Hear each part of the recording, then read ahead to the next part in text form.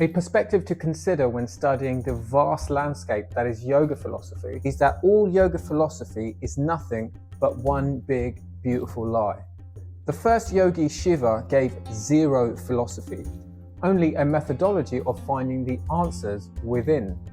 Since that time, legend has it around 15,000 years ago, we have been inundated with gurus and men of God all trying to convince us that they have experienced the promised land and that their method is the way towards it.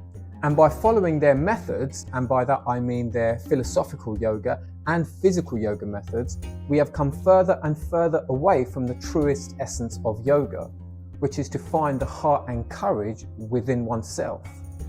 We have become over-reliant on fantasies and tales from so-called wise men who really couldn't show us water if we were sat on a boat. In many ways, from the earliest yoga texts, the Yoga Sutras and even the Bhagavad Gita, we the seeker have been fed one beautiful lie after another. And these lies aren't always deceitful or harmful. Sometimes the truth can be overbearing and could be a burden. And perhaps the easiest way for us to find the truth for ourselves could be in the form of a small lie that sets us free and helps us on our true path. Like the child who was terrified of the dark, convinced that monsters lived in the shadows. His mother, night after night, told him gently that there are no monsters.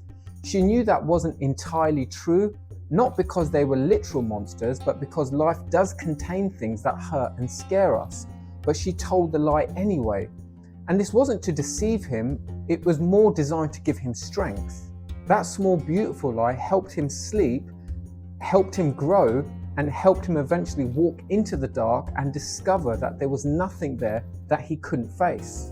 These beautiful lies, as I tend to refer to them, are not always harmful. So I don't really mean beautiful lies in a derogatory sense. But these beautiful lies have become harmful to us because we've made the means the end.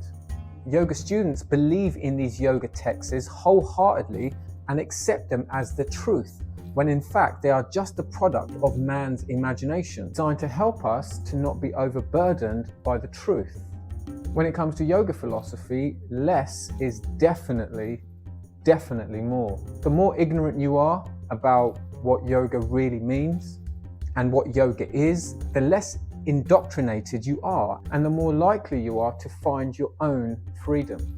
The less you know, the more likely you are to listen to your own heart and learn to trust that which is within, which is the truest essence of yoga. The more yoga philosophy you study and the more yoga philosophy you hold onto and then end up quoting endlessly, the more you have turned these beautiful lies into your truth. And that's when yoga philosophy stops being beautiful and becomes more of a prison. A wise man once said that in order to find yourself, you have to let go of the truths you've borrowed. Yoga was never meant to be philosophical. It was never meant to be believed in. It was only meant to be lived and experienced. So what yoga is what it means to you, not what is written in a book or a text thousands of years ago.